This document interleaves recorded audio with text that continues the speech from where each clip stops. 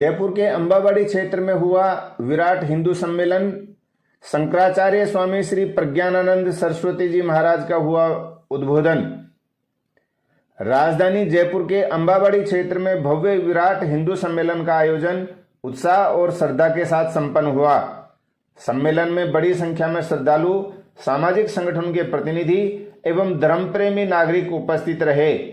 कार्यक्रम का मुख्य आकर्षण शंकराचार्य स्वामी श्री प्रज्ञानानंद सरस्वती जी महाराज का ओजस्वी उद्बोधन रहा, जिसमें उन्होंने उपस्थित जन समूह को गहराई से प्रभावित किया। अपने संबोधन में शंकराचार्य स्वामी श्री प्रज्ञानानंद सरस्वती जी महाराज ने कहा कि हिंदू धर्म विश्व का सर्वश्रेष्ठ धर्म है और यह संपूर्ण मानवता के कल्याण की बात करता है। उन्होंने कहा कि हिंदू धर्म केवल एक पूजा पद्धति नहीं बल्कि जीवन जीने की एक ऐसी महान परंपरा है जो वसुधैव कुटुंबकम के सिद्धांत पर आधारित है और पूरे विश्व को एक परिवार मानती है। उन्होंने समाज को अपने सांस्कृतिक जड़ों से जुड़े रहने और सनातन मूल्यों को आत्मसात करने का आह्वान किया। महाराज श्री ने युवाओं से विशेष रूप से धर्म, संस्कृति और राष्ट्र के प्रति जागरूक रहने की अपील करते हुए कहा कि वर्तमान समय में एकता और समरसता की अत्यंत आवश्यकता है। उन्होंने कहा कि हिंदू धर्म सहिष्णुता, करुणा, सत्य और अहिंसा का संदेश देता है तथा सभी के सुख और शांति की कामना करता है। महाराज श्री ने इस अवसर पर वाल्मीकि जी महाराज, संत रविदास जी महाराज समेत बिरसा मुंडा को भी याद करते हुए कहा कि हिंदू धर्म में सभी लोग समानता के साथ में अपना काम करते आए हैं और इसी धर्म में समरसता का समावेश है। सम्मेलन में हनुमान भक्त अमरनाथ जी महाराज का भी ओजस्वी उद्बोधन हुआ, जिन्होंने सामूहिक हनुमान चालीसा का पाठ भी करवाया। और देवता चित्त धरे हनुमस्य सर्व सुख करी। जय जय जय हनुमान गोसाई, कृपा करो गुरुदेव की नाई।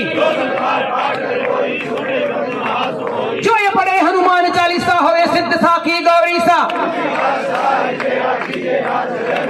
पवन तने संकट हरण मंगल मूर्ति रूप। श्री राम जय राम जय जय राम। ताली सबके साथ में चलिए। श्री राम जय जय राम। इससे पहले विशाल शोभा यात्रा निकाली गई जो क्षेत्र के प्रमुख मार्गों से होते हुई सम्मेलन स्थल पर पहुंची। अंत में कार्यक्रम संयोजक सीताराम बम ने धन्यवाद ज्ञापित किया।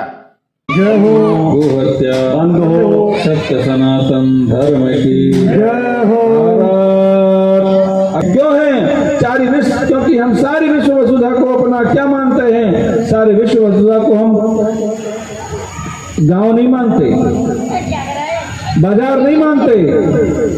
हाँ, पाश्चात्य जगत मानता है, ग्लोबल विलेज है, टेक्नोलॉजी ने सबको बहुत कनेक्ट कर दिया है, पास ला दिया है, बोले ग्लोबल विलेज है, ये तो बड़ा गांव है।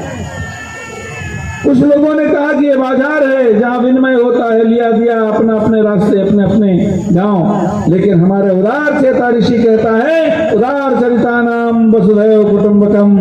उदार चेता वह ऋषि कहता है विश्व वसुधा एक कुटुंब है, एक परिवार है, जहाँ एक भी व्यक्ति की कोई समस्या हो जाती है, सारा परिवार का हर व्यक्ति उस समाधान के लिए लग जाता है। हम सारी विश्व वसुधा को अपना परिवार मानते हैं, सबको अपना मानते हैं। उदार चरिता नाम वसुधैव कुटुंबकम, सब हमारा कुटुंब है, परिवार है।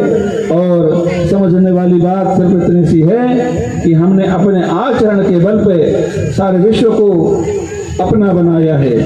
विश्व गुरु के स्थान पर प्रतिबद्ध यदि हुआ है तो हम ध्यान रखना, जातियों के आधार पर हम ऊंचाई पर नहीं गए हैं और जातियों के आधार पर हम नीचे नहीं आए हैं। जाति हमारी व्यवस्था रही है, वर्ण हमारी व्यवस्था रही है, पहचान मात्र रही है। हमने जातियों के आधार पर किसी को ऊंचा नहीं माना, जातियों के आधार पर किसी को नीचा नहीं माना।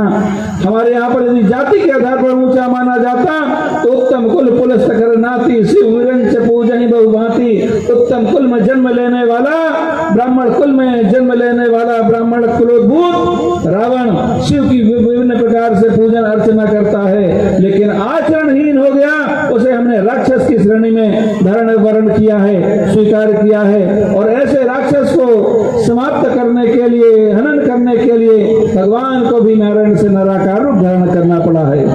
एक तरफ वह जाति के आधार पर उच्च था, लेकिन आचरण से हीन हुआ, उसे हमने राक्षस माना। और वहीं पर एक व्यक्ति ऐसा भी है, एक व्यक्ति ऐसा ही है जो भक्ति की महिमा को स्वीकार करता है, भक्ति के सिद्धांत को स्वीकार करता है, भक्ति की अविरल धारा को प्रवाहित कर देता है।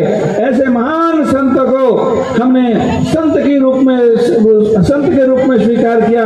क्यों न वो चर्मकार कुल में जन्म लिया हो, चर्मकार कुल में उत्पन्न होकर के क्यों न वो जूते सिले हों, लेकिन उसे हमने बनाया और उसे हमने माना तो संत रविदास के रूप में स्वीकार किया है, संत रविदास के रूप में हमने अंगीकार किया है। अरे ज्ञान की भाषा को जिसने जान लिया, निर्गुण और सगुण की उपासना को अपने दोहों के माध्यम से, ज्ञान के माध्यम से उद्भाषित करने लगा, अरे गोदड़ी सिलने वाला वो जुलाहा, उसे भी हमने संत कबीर के रूप में स्वीकार किया है। और वहीं पर एक आदिवासी युवक, जंगल में रहने वाला, जंगल का जीवन जीने वाला, लेकिन सनातन के सिद्धांत को स्वीकार कर लिया। राष्ट्र देवो भव, राष्ट्र देव है और अंग्रेजों के शासन तंत्र ने इस भारत माता को परतंत्र करके रखा है, बेड़ियों में जकड़ करके रखा है। तो ऐसे महान वह आदिवासी युवक ने अपनी एक छोटी सी सेना बनाता है, और छोटी सी सेना बना करके और फिर एक सेना बना करके राष्ट्र को मैं क्या दे सकता हूँ, राष्ट्र की मैं कैसे पूजन कर सकता हूँ। वेदों के मंत्र नहीं जानता, शास्त्रों की भाषा नहीं जानता, लेकिन हाँ इतना तो जानता हूँ कि राष्ट्र देवता है, भारत मेरी माँ है, और भारत की माता जननी के चरणों में अपने शीश को चढ़ा करके मैं अपनी पूजन अर्चना समर्पित कर रहा हूँ। ऐसे महान क्रांतिकारी संत को हमने क्रांतिकारी संत बिरसा मुंडा के रूप में स्वीकार किया। हम वो लोग वो सनातन को मानने वाले